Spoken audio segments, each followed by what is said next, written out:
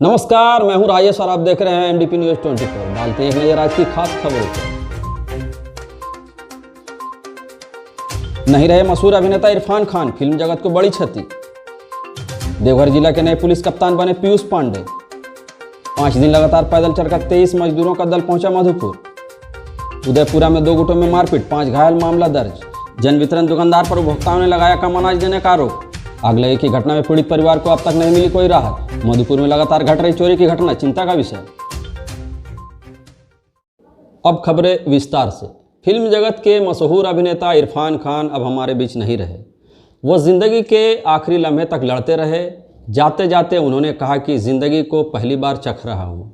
इधर झारखंड के मुख्यमंत्री हेमंत सोरेन ने भी अपने ट्वीट के जरिए शोक जताया है। रिश्तों में भरोसा और मोबाइल पर नेटवर्क ना हो तो लोग गेम खेलने लगते हैं। तुम कौन सा गेम खेल रहे हो? शराफत की दुनिया का किस्सा ही खत्म। अब जैसी दुनिया वैसे हम। राज्य सरकार ने मंगलवार को भारतीय पुलिस सेवा के 35 अधिकारियों का स्थानांतरण और पदस्थापना किया है। इसके साथ ही कई जिलों के पुलिस अधीक्षक बदले गए हैं। इस संबंध में गृह विभाग द्वारा अधिसूचना जारी कर दी गई है। पूर्व एसपी नरेंद्र कुमार सिंह आज उन्हें प्रभार सौंपेंगे। वर्तमान एसपी नरेंद्र कुमार सिंह का प्रमोशन संथाल परगना के डीआईजी के रूप में कर दिया गया है। पीयूष पांडे 2014 बैच के आईपीएस अधिकारी हैं। बिहार के खड़गपुर मुंगेर में दिहाड़ी मजदूरी करने वाले 23 मजदूरों का एक दल लगातार 5 दिनों से पैदल चलते हुए आज मधुपुर के महुआ डाबर पहुंचा। सभी मजदूर पश्चिम बंगाल के पुरुलिया जा रहे थे। प्रशासन को इसकी सूचना मिलते ही सभी मजदूरों का थर्मल स्कैनिंग किया गया व भोजन का भी प्रबंध किया गया। मजदूरों ने बताया कि वे सभी खड़गपुर में काम करते थे। लॉकडाउन के दौरान भुखमरी की स्थिति उत्पन्न हो गई। ऐसे में वो अपने घर की ओर पैदल ही निकल पड़े। हम लोग सब 23 आदमी हैं। मुंगेर से आ रहे, खड़गपुर मुंगेर से। हम लोग शुक्रवार रात को निकले थे 11 बजे। हम लोग 2 दिन काम भी शुरू किए थे। साहब ने बोला काम करो नहीं तो खाना नहीं मिलेगा, बैठ के हम नहीं खिला सकते। तो हम लोग काम भी किए। तो हम लोग को जो काम आता है सरिया सेंटरिंग का, वो तो काम नहीं करा रहा था। काम करा रहा था खाली ढलाई का। तो ढलाई का काम सर हम लोग नहीं जानते, फिर भी हम लोग पेट के खातिर कर रहे थे। फिर तीसरा दिन साहब लोग आया, अरे तुम लोग ढलाई कर रहा, कैसे काम कर रहा, कोई जा रहा कोई नहीं जा रहा। तो हम लोग बोले सर थक जाता है इस काम में, 1 आदमी 2 आदमी कभी कभी छुट्टी हो सकता है। नहीं, जो आदमी काम पर नहीं उठेगा उसका खाना नहीं। हम बाहर कुछ लाने के लिए तकलीफ होता था सर, हम लोग को निकलने भी नहीं देता था। ITI कॉलेज बन रहा वहाँ दूध फैक्ट्री के सामने। हम हैं मधुपुर के महुआ डाबर गांव में, जहां पर आप देख रहे हैं कि मेरे पीछे खड़गपुर मुंगेर से चलकर 23 मजदूरों की एक टोली जो कई ज़िलों को पार करते हुए यहां तक पहुंची है। दरअसल ये लोग दिहाड़ी मजदूरी करने के लिए अपने पश्चिम बंगाल से चलकर खड़गपुर मुंगेर के खड़गपुर गए थे, जहां पर लॉकडाउन होने के कारण इनके सामने खाने पीने की दिक्कतों का सामना करना पड़ रहा था। मुझे खबर मिली डॉक्टर इकबाल साहब जो वो मुझे फ़ोन किए कि पंचायत मजदूर आए हुए हैं, ज़रा सा आप जा करके वाच कीजिए। उसके बाद मैंने कुंदन भगत को फ़ोन लगाया। उनसे कहा कि देखिए ज़रा सा, तब फिर इन्होंने पूरा जानकारी दिया कि नहीं यहाँ से यहीं पर दीदी किचन के बगल में यहाँ पर मौजूद है। ये लोग दिहाड़ी मजदूर है और इन लोगों को खाना खिलाने के लिए दीदी किचन से आज व्यवस्था इन लोगों को कर दिया जाए। सूचना मिली कि कुछ मजदूर लोग जो है आ करके यहाँ पर बैठा हुआ है। तो हम लोग रेफरल हॉस्पिटल के जो डॉक्टर साहब हैं उनसे संपर्क किए प्रधान से, और थाना के पेट्रोलिंग को भेज करके लोग को स्क्रीनिंग करवा रहे हैं। सबका जांच हो रहा है। जांच होने के उपरांत जो है डॉक्टर साहब जैसा उचित समझेंगे कार्रवाई की जाएगी। या तो क्वारंटाइन किया जाएगा या इन लोग को हम छोड़ा जाएगा। हमें किसी के द्वारा सूचना मिली थी कि महुआ डाबर HSC के पास कुछ लोग पैदल आ रहे हैं मुंगेर के खड़गपुर से, और हम लोग सूचना मिलने पर यहाँ पहुँचे और पहुँचने के बाद सारे लोगों का स्क्रीनिंग किया जा रहा है, जिसमें से जितने लोगों का अब तक स्क्रीनिंग किया गया है इनमें से किसी भी तरह का कोई लक्षण नहीं पाया गया है। और स्क्रीनिंग करने के बाद फिर इन लोगों को ये डिसीजन लिया जाएगा कि इन लोगों को होम क्वारंटीन में रखना है अथवा फैसिलिटी में रखना है। लेते हैं एक छोटा सा ब्रेक।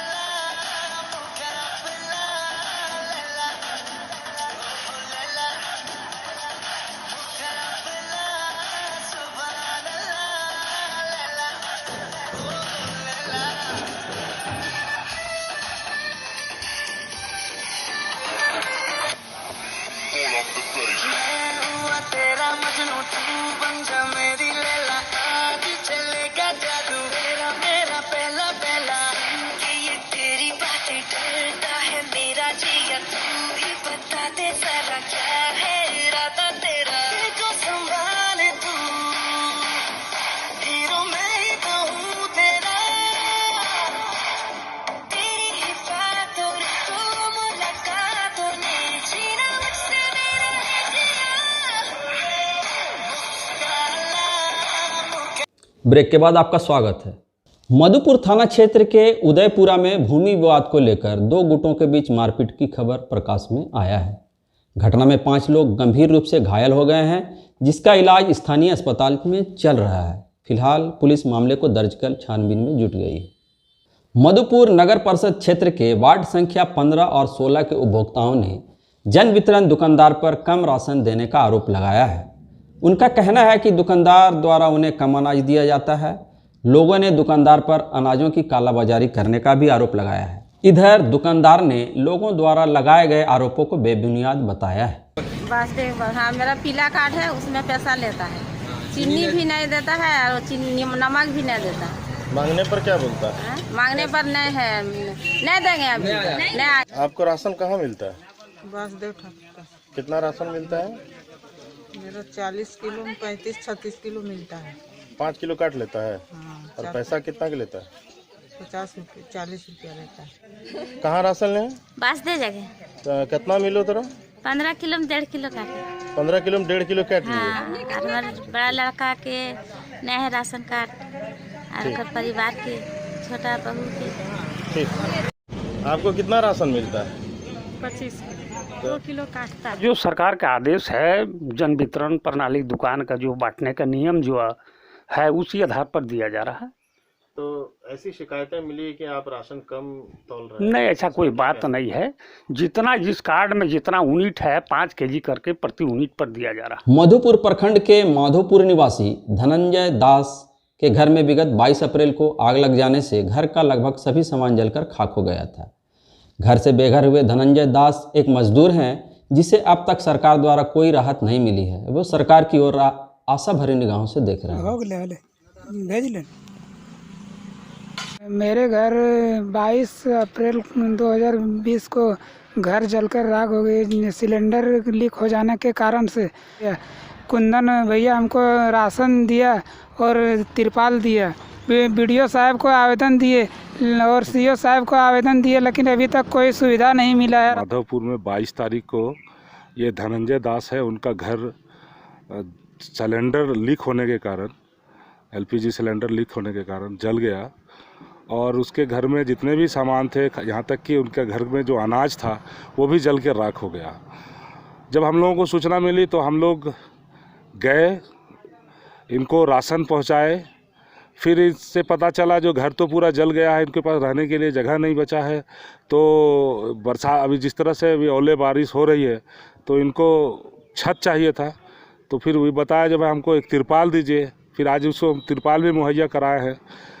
और हम सरकार से अपील करते हैं, स्थानीय प्रशासन से अपील करते हैं, चूँकि इनका घर एलपीजी गैस से जला है और गैस से जलने के बाद जो मुआवजा होता है, इसमें हमें जितनी जानकारी है शायद उसमें इंश्योरेंस किया जाता है।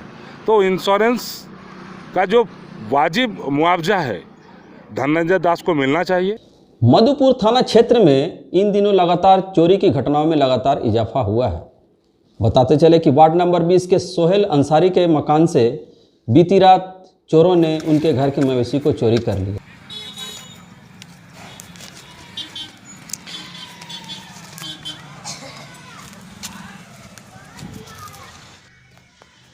सोहेल जी, ये बताया कल रात जो घटना घटी है कि गाय चोरी हो गई है आपकी, इसके हम लोग तो सर देखिए रात में हम लोग को जब देखें 3 बजे जब भोर में हम लोग शहरी करने के लिए उठे थे तो देखिए हमारा गाय नहीं था।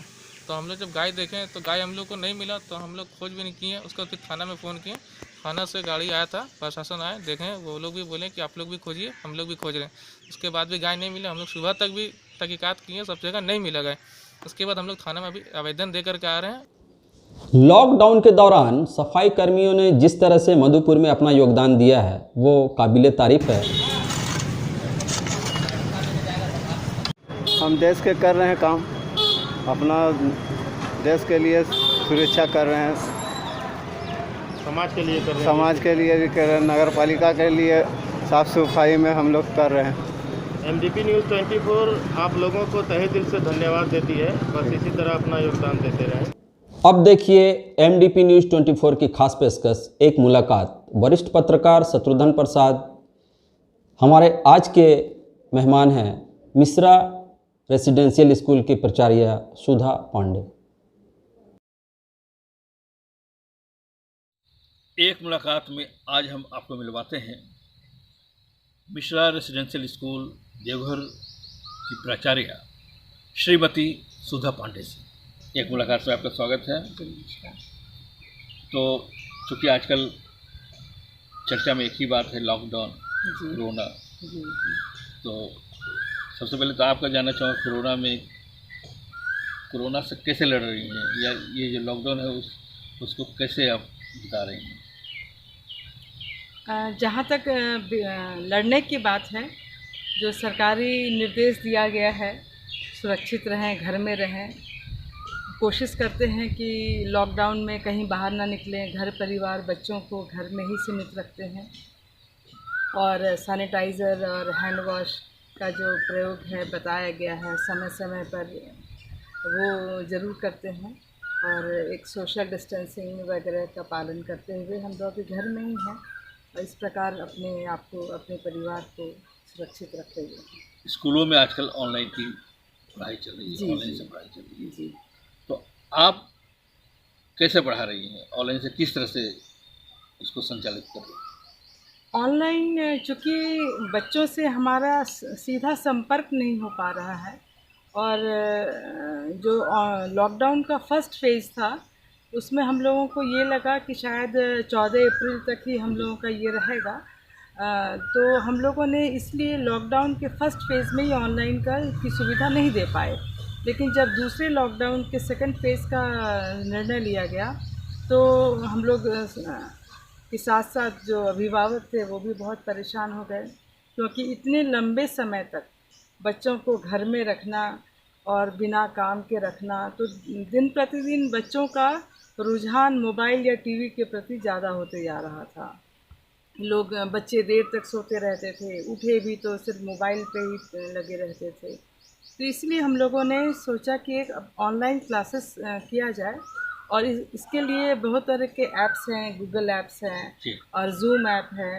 इन NCERT ने भी बहुत तरह के ऐप्स को जारी किया है। तो इन सारे ऐप्स के ज़रिए हम लोगों ने एक समय निर्धारित किया। जो क्लासरूम का टाइम होता है 6 घंटे, तो 6 घंटे नहीं करके इसको 4 घंटे का हम लोगों ने सीमित किया है और 4 घंटे में ये ध्यान में रखा है कि बच्चों को पढ़ने लिखने के साथ साथ प्रकृति से भी इन लोगों का जुड़ाव रहे। ये सारी बातों का हम लोगों ने ऑनलाइन पढ़ाई के तो हम लोगों ने प्रकृति से जोड़ने की आपने बात की, तो कैसे, किस तरह से जोड़ती है? प्रकृति से जोड़ने के लिए देखिए, बच्चे जो हैं वो पेरेंट्स की बात माने ना माने, लेकिन अगर टीचर कुछ कह देता है तो उसकी बात बहुत ध्यान से सुनते भी हैं और पूरी भी करते हैं। तो ऐसे में हम लोगों ने टीचर से रिक्वेस्ट किया कि वो अपने प्रोजेक्ट में, मतलब दिन भर के काम में ये भी काम रखें कि आज उन लोगों ने 5 पौधा लगाया, 5 पक्षी जो उनके बगीचे में या खिड़की पर या बालकनी में आए, उन पक्षियों को देखना, रंग, नाम, ये सब पहचानना, पक्षियों को पहचानना, पक्षियों के लिए 3-4 अलग अलग कटोरे में दाना और पानी देना। उसके बाद घास का जो रंग बदल रहा है, पेड़ के पत्तों का जो रंग बदल रहा है, सुबह शाम का जो आकाश का रंग बदल रहा है, ये सब का वो ड्राइंग करना या मोबाइल से पिक्स लेना या ये सब पक्षियों को खिलाना, ये सब हम लोग गृह कार्य में या होम असाइनमेंट में ये भी काम बच्चों को दे रहे हैं, ताकि ये बहुत अच्छी बात है। जी बिल्कुल। तो ये जो आप ऑनलाइन क्लास है, ये सभी बच्चों के लिए, सभी क्लास के बच्चों के लिए है? जी, ये नर्सरी से क्लास 12 तक के बच्चों के लिए हम लोग दे रहे हैं। तो आपने बताया कि 4 घंटे की आप पढ़ाई होती है ऑनलाइन, तो 4 घंटे में पूरा आप कोर्स जो इतने दिनों का जो छूट गया है वो सब पूरा करने वाले हैं क्या?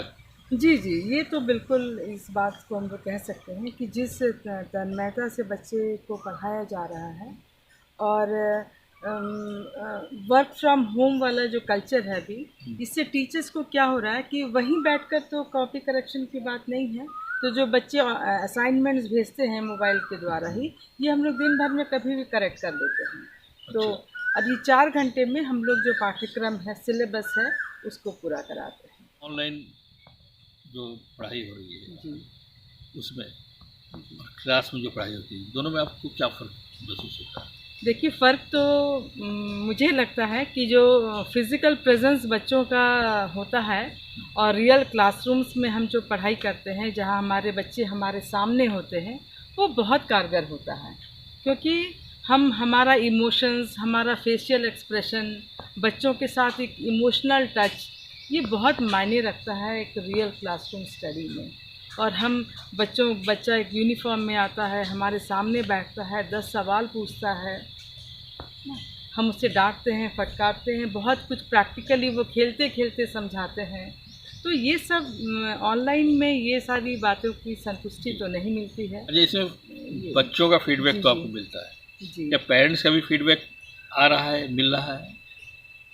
पेरेंट्स का फीडबैक मिलता है कई बार, जहाँ जब छोटे बच्चों की बात आती है तो पेरेंट्स ही हमारे जूम मीटिंग में आ जाते हैं और बहुत उत्साहित होकर बोलने लगते हैं कि मैडम थोड़ा सा और बच्चों को होमवर्क दीजिए, या इस तरह की बातें होती है। तो देखने में आता है कि बच्चे, चूँकि मोबाइल तो पेरेंट्स के पास होता है, तो पेरेंट्स का इन्वॉल्वमेंट स्वतः बहुत ज़्यादा हो जाता है। अभी हमारे समय में ऐसा नहीं है कि बच्चों को एक सेपरेट 4G मोबाइल दिया गया है, प्रायः पिता के पास ही मोबाइल होता है। तो ऐसे में पेरेंट्स का इन्वॉल्वमेंट स्वतः हो जाता है और वो लोग भी देखते हैं कि क्या पढ़ाई हो रही है और क्या होमवर्क दिया जा रहा है। अच्छा, कयास लगाया जा रहा है, अनुमान लगाया जा रहा है कि ये शायद और आगे बढ़े, तो क्या इसकी भी तैयारी है आप?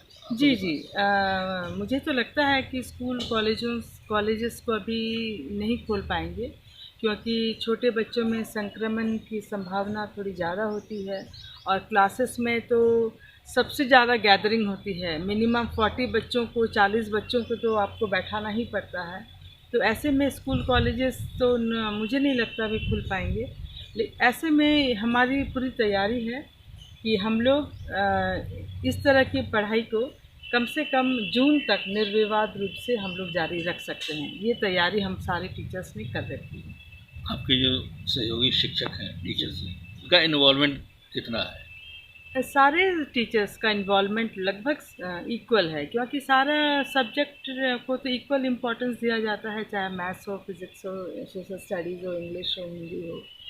तो सारे टीचर्स को इक्वली इन्वॉल्व रहना पड़ता है। यहाँ तक कि ऐसे समय में हमारे टीचर्स जिनके पास मोबाइल नहीं था या 4G मोबाइल नहीं था, उन्होंने मोबाइल ख़रीदा और वो सारा डाउनलोड किया, ऐप डाउनलोड किया और पढ़ाना शुरू किया। इससे लगता है कि सारे टीचर्स भी बहुत इंटरेस्टेड हैं और सब मिलजुल कर, ये टीम वर्क है, इसीलिए सबका इन्वॉल्वमेंट इक्वली होना ज़रूरी है। उनके बारे में आप कुछ कहना चाहिए कि वो बच्चे खासकर जो इसमें शामिल नहीं हो पा रहे हैं ऑनलाइन में?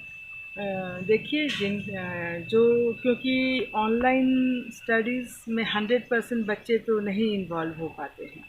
सबों के पास ये इतनी टेक्नोलॉजी नहीं है या मोबाइल, ये 4G फ़ोन, स्मार्टफोन्स नहीं है। तो ऐसे बच्चों के लिए मेरा यही कहना होगा कि ये बहुत अच्छा समय मिला है। शायद दोबारा जीवन काल में ये समय ना मिले कि हम अपने पेरेंट्स के साथ इतना वक्त गुजारें।